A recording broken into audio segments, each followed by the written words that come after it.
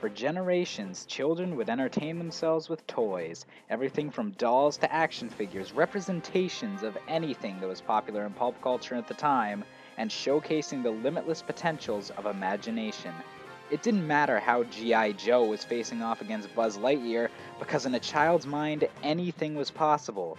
As time went on, however, children's playthings evolved to include video games as well, and suddenly Nintendo came out of nowhere and wowed the world with a game that not only included the all-star roster that only their company could provide, but a brand new style of fighting game that has yet to be rivaled. Super Smash Bros. Arrived with a bang, and with its brilliant game design, made every single player, from complete newcomer to seasoned pro, have a great time. You see, the fighting game genre originated with arcades. Huge machines with impeccably crafted joysticks, buttons placed in exactly the right places for each individual game. These fighters were designed to be loved by the professionals and to devour the quarters of those who dared to just be casual players. You were expected to either master these games or merely stare in awe at those who had memorized each title's intricacies.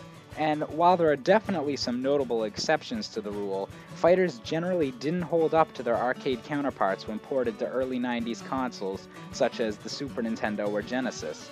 Sure, they were good, but they were always just a shallower experience than what you could get in an arcade.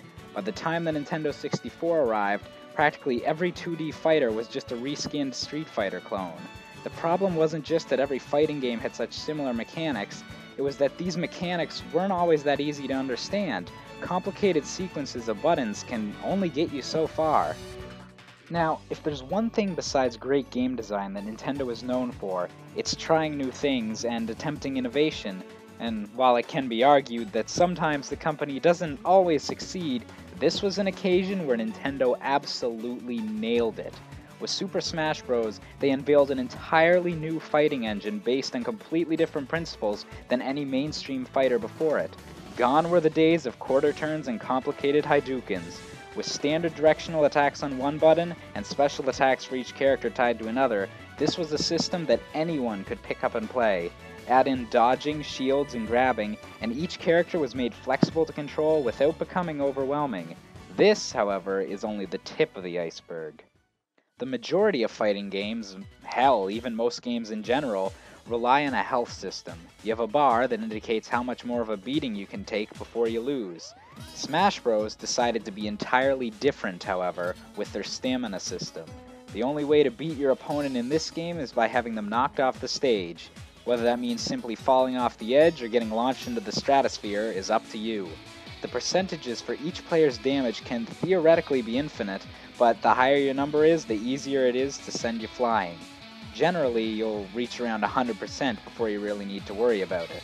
At a glance, this doesn't seem like a huge difference from other fighters. You're still just trying to deal damage and then finish with a hard-hitting move, right? Well, the genius in this design is in its uncertainty. You don't know exactly how much damage is enough to seal the deal. Whenever both players are nearing the 200s, you face one of gaming's most intense moments. It's a variable that keeps the game interesting from growing stale or becoming too obvious.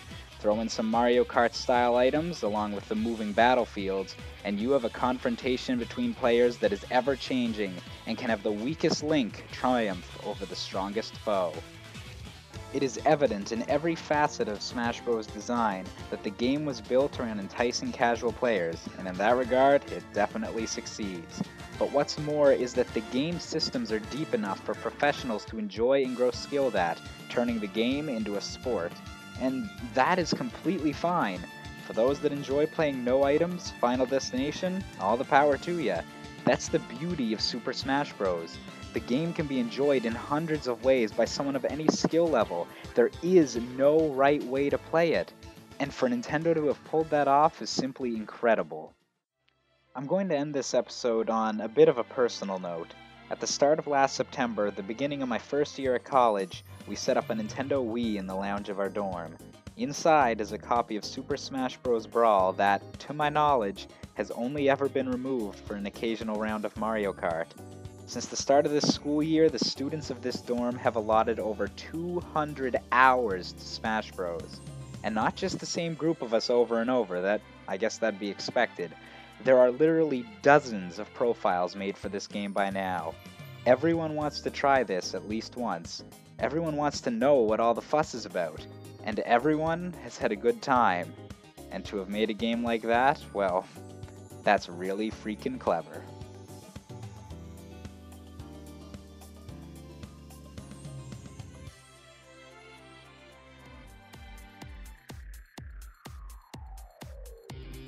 Like this week's episode of Really Freaking Clever? Why not subscribe and spread the word around? Help a poor Canadian student out. Any help at all is appreciated. By the way, making this video go viral would be really freaking clever.